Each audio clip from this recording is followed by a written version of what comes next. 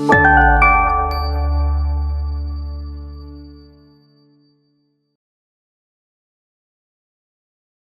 Friends, welcome back to our channel friendly doctor. दोस्तों, मैं हूं डॉक्टर वैभव प्रताप सिंह।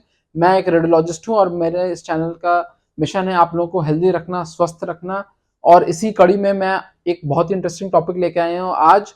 जो मुझे लगता है आज जो जनरेशन है, जो इतना स्ट्रेस है लाइफ में, इतना एंजाइटी है, इतना आप वर्क का प्रेशर है, पढ़ाई का प्रेशर है, तो आप सबकॉन्शियसली, अनकॉन्शियसली, आपको पता भी नहीं है, हम लोग माउथ से, मुंह से सांस लेना स्टार्ट कर दें, यानी कि माउथ ब्रीदिंग। आज का जो टॉपिक है माउथ ब्रीदिंग के बारे में बताऊंगा कि हम लोग क्यों कर रहे हैं, आजकल की जनरेशन क्यों बढ़ता जा रहा है और इसकी वजह से हमारे हेल्थ की, हमारे सेहत को लेके क्या क्या प्रॉब्लम हो सकती है। दोस्तों, इस बीमारी को क्रॉनिक ओवर ब्रीदर या माउथ ब्रीदर भी मेडिकल टर्म्स में कहा जा सकता है।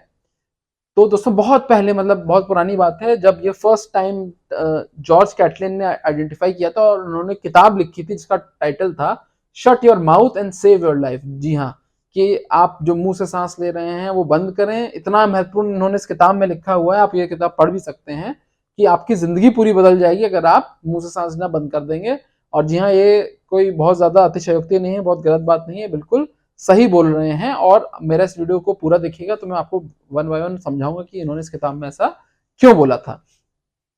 तो दोस्तों, जो हमारा माउथ होता है ये बना होता है खाना खाने के लिए, ठीक है। ये सांस लेने के लिए बनी होती है हमारी नोज, ठीक है। हमारी नोज में बहुत सारा प्रोसेस होता है। इसमें जो खराब हवा होती है, जो पॉल्यूटेड एयर होती है, इसको फिल्टर करने की पद्धति लगी होती है। जो नेजल हेयर्स होते हैं, सीलियाई होते हैं, इसके जो सेल्स होते हैं, जो खराब एयर होती है, पॉल्यूटेड एयर होती है, उसको फिल्टर करती है, उसको रिफाइन करती है। उसका बहुत सारा जो प्रोसेस होता है ब्रीदिंग का, उसको वार्म करती है। उसमें वाटर वेपर की जो मात्रा है उसको वो मॉड्यूलेट करती है, ठीक है। ये जिस प्रकार हम लोग अपने रूम में एसी यूज करते हैं तो वो एयर को कंडीशन कर देता है, तो ये भगवान ने नेचुरल एयर को कंडीशन करने के लिए हमारा दिया हुआ है एक ऑर्गन, नोज, ठीक है। तो इससे सांस हमारी ऐसे आफ्टर इसके बीच में सारा जो प्रोसेस होता है, साइनस वगैरह होते हैं, तो सब मदद करके इसको एयर को फिल्टर कर देते हैं, ठीक है। तो हम लोग नोज से सांस लेना आजकल कम कर दे रहे हैं। माउथ में ऐसी कोई प्रोसेस हवा को फिल्टर करने का नहीं होता है। जो भी सारी गंदगी होती है, पॉल्यूटेड एयर होती है, सारी जो होती है वो चली जाती है। मुंह बना होता है खाना खाने के लिए, सांस लेने के लिए नहीं बना होता है।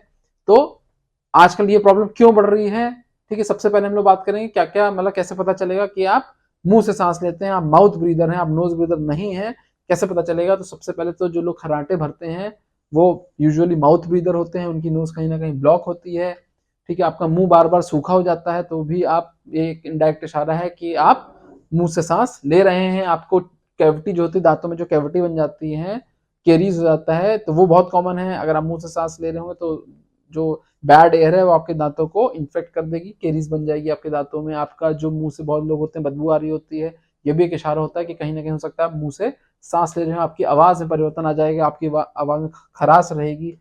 जी हाँ, बहुत ज्यादा अगर आप थके थके रहते हैं, तो अगर आप बहुत ज्यादा थके थके रहते हैं तो कभी आप जब ऑफिस में हो, जब स्ट्रेस वाली सिचुएशन है, तो आप जरूर एक बार कॉन्शियसली ध्यान दीजिएगा कि क्या मैं मुंह से सांस तो नहीं ले रहा हूँ।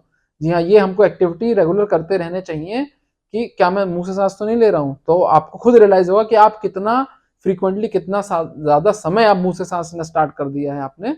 इस बारे में आपको जानकारी मिलेगी, आप जरूर ध्यान दें। नेक्स्ट टाइम जब आप ऑफिस में बैठे हो तो प्लीज इसको, या पढ़ाई कर रहे हो या किसी स्ट्रेसफुल सिचुएशन में, तो प्लीज इसको एक बार कॉन्शियसली आप एक बार सोचेंगे जरूर। स्लीप डिसऑर्डर, स्लीप में प्रॉब्लम हो जाएगी क्योंकि आप स्नोर कर रहे होंगे, आपको जो है सांस रुक जाएगी, तो स्लीप रिलेटेड प्रॉब्लम, आपको उतनी साउंड अच्छी स्लीप नहीं आएगी। और आपका जो माउथ का अपीयरेंस है वो थोड़ा पर्ज रहेगा, यानी कि हल्का सा मुंह आपका हमेशा खुला रहेगा। बहुत सारे लोग आपने देखे होंगे इनका माउथ हल्का सा खुला रहता है, तो वो भी माउथ ब्रीदर होते हैं। और एक बहुत ही अच्छा इशारा है कि अगर आप माउथ ब्रीदर, अगर आप जब खाना खा रहे हो तो आवाज बहुत आती है, नॉइजी ईटर, खाना खाते टाइम अगर मुंह से आवाज बहुत आ रही है, नॉइज बहुत आ रही है, तो कहीं ना कहीं आप मुंह से सांस लेते होंगे। दोस्तों, तो फिर अगर हम बात करें क्या क्या कारण है कि हम लोग नाक से बजाय मुंह से सांस लेना स्टार्ट करते हैं, तो दोस्तों सबसे जो कॉमन पहला जो कारण है वो है ऑब्स्ट्रक्शन होना, ठीक है। तो हमारा जो नेजल पैसेज है, हमारी नोज है, उसमें कोई पॉलिप हो गया, हमारी जो पैरानेजल साइनसेस हैं उसमें कोई ऑब्स्ट्रक्शन हो गया, उसमें कोई बैक्टीरियल इन्फेक्शन, फंगल इन्फेक्शन हो गया, साइनोसाइटिस की प्रॉब्लम हो गई, ठीक है। तो ये सारा कहीं भी, अगर हमारी नोजल नेजल पैसेज में बहुत ज्यादा फैट है तो हमारे नोज के पाथवे में, तो वो भी ब्लॉक कर सकता है एयर। तो ऐसी कंडीशंस में हम लोग प्रिडिस्पोज आते हैं मुंह से सांस लेने के लिए। तो एक तो दोस्तों ये हो गया। दूसरा, आजकल जो प्रॉब्लम है स्ट्रेस एंजाइटी की वजह से हमारा सिंपैथेटिक नर्वस सिस्टम होता है ये एक्टिवेट हो जाता है। सिंपैथेटिक नर्वस सिस्टम एक्टिवेट हो जाता है जब हम स्ट्रेस या एंजाइटी में होते हैं। तो ऐसी कंडीशन में हम लोग नाक के बजाय मुंह से सांस लेना स्टार्ट कर देते हैं। और ये जो मैं अभी डिस्कस भी कर रहा था, ये आप कभी कॉन्शियसली ध्यान भी दीजिएगा कि कभी आप ऑफिस में बैठे हैं तो क्या आप नाक से सांस ले रहे हैं मुंह से सांस ले रहे हैं, तो आपको आइडिया लगेगा। बहुत कॉमन प्रॉब्लम है, ज्यादातर लोग मुझे लग रहा है कि इसमें पाया जाएगा कि वो मुंह से सांस ले रहे होंगे। इवन आप जब वर्कआउट कर रहे हैं, जब आपकी सांस फूलती है तो नाक से सांस लेने का प्रयास करना चाहिए आपको। ठीक है, तो ये आजकल कॉमन हो गया है। और दोस्तों सबसे इंपॉर्टेंट बात कि नाइट्रिक ऑक्साइड ये एक वंडर केमिकल है दोस्तों। जो हम लोग जो ह्यूमन बीइंग्स हैं, जो हम लोग ने जो हमारे बॉडी की संरचना जो करी गई है हुई है, उसमें हम लोग बहुत छोटे छोटे minute quantity of nitric oxide ये गैस होती है, ये हमारे नाक में प्रोड्यूस होती है। अगर हम मुंह से सांस लेंगे तो ये नहीं प्रोड्यूस होगी, अगर हम नाक सांस लेंगे तो ये प्रोड्यूस होगी। इसके बहुत सारे बेनिफिट्स हैं, छोटे मात्रा में प्रोड्यूस होती है NO, बट इसके बहुत ज्यादा बेनिफिट्स हैं। ये हमारी इम्यूनिटी को मजबूत रखती है। ये जो न्यूरोट्रांसमीटर्स होते हैं, हमारा जो नर्वस सिस्टम होता है, जो हमारी नर्व्स होती हैं, जो हमारे ब्रेन की जो एक्टिविटी होती है उसको प्रमोट करती है। यहाँ तक कि ये हमारा जो ब्लड प्रेशर होता है, जो हमारा कार्डियक सिस्टम होता है, हमारी जो वेसल्स होती हैं, जो हमारा BP होता है, उसको भी NO नाइट्रिक ऑक्साइड जो गैस होती है ये कम करती है। तो इसका हार्ट पे इफेक्ट है, इसका लंग्स पे अच्छा इफेक्ट है। ये बैक्टीरिया को किल करने में, इम्यूनिटी बढ़ाने में, फंगस को किल करने में, जो भी पैथोजेंस होते हैं उनको डिस्ट्रॉय करने के लिए काफी हेल्पफुल रहती है। तो ये NO जो है, आजकल रिसर्च भी बहुत हो रहा है इस पे। ये एक वंडर गैस है जो हमारे नाक से जब हम सांस लेते तभी बनती है, जब मुंह से सांस लेते हैं तो ये नहीं बनेगी। और इसके इतने सारे बेनिफिट्स हैं। तो सबसे इंपॉर्टेंट तो रीजन ये है कि आपको नाक सांस लेनी चाहिए। तो अगर हम अपनी बॉडी को ट्रेन करेंगे धीमे धीमे सांस लेने में, ठीक है, तो हमारा स्टेमिना और एरोबिक जो एंड्योरेंस होता है वो बढ़ जाएगा। इसलिए मैं, आप अगर जिम जाते हैं, वर्कआउट करते हैं, तो आप ध्यान दीजिए कि हम मुंह से सांस नहीं ले रहे हैं, तो कहीं ना कहीं आपका जो स्टेमिना है वो आपकी एरोबिक एक्सरसाइज की जगह एनारोबिक एक्सरसाइज हो जाएगी।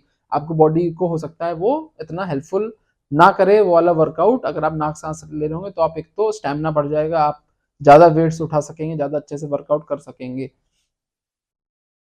दोस्तों। दूसरा, अगर आप बढ़ाना चाहते हैं, मतलब कि प्रैक्टिस करना चाहते हैं, तो दोस्तों जो हमारा प्राणायाम, जो योगा की जो टेक्निक होती है, जो ब्रीदिंग एक्सरसाइज बताई जाती है, इसमें नाक से सांस लेने की बहुत सारे एक्सरसाइज है, प्राणायाम, तो इसको आप फॉलो कर सकते हैं। तो ये आपको एक, अगर आप माउथ ब्रीदर हैं तो उससे आपको कन्वर्ट नोज ब्रीदर करने में काफी हेल्पफुल हो सकता है दोस्तों। और एक एक्टिविटी आप कर सकते हैं, आपको जब आप सांस ले रहे हो तो आपको अपना जो डायफ्राम मसल्स होती है, जो चेस्ट को एब्डोमेन से डिफरेंशिएट करती है, अलग करती है, तो ये डायफ्रेगमेटिक ब्रीदिंग होती है। आजकल बच्चे जो होते हैं, छोटे बच्चे होते हैं, इनको पता ही नहीं होता कि हमको अपना पूरा डायफ्राम एंगेज करना चाहिए सांस लेते टाइम।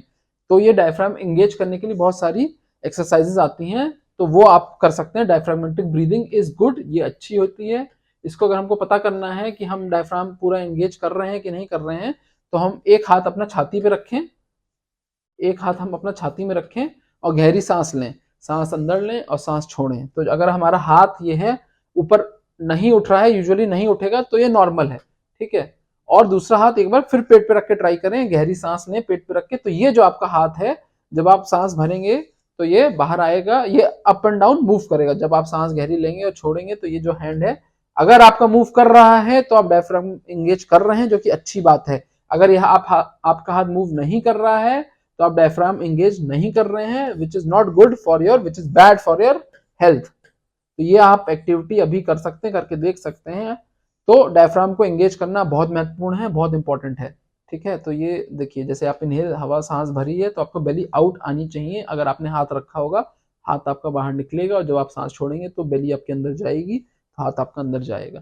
तो इसको कहते हैं डायफ्रागमेटिक ब्रीदिंग। अगर आप ये नहीं कर रहे हैं तो इसकी बहुत सारी एक्सरसाइज आती हैं, डायफ्रागमेटिक ब्रीदिंग एक्सरसाइजेस आती हैं, या आप योगा प्राणायाम से भी इसको एक्टिवेट कर सकते हैं।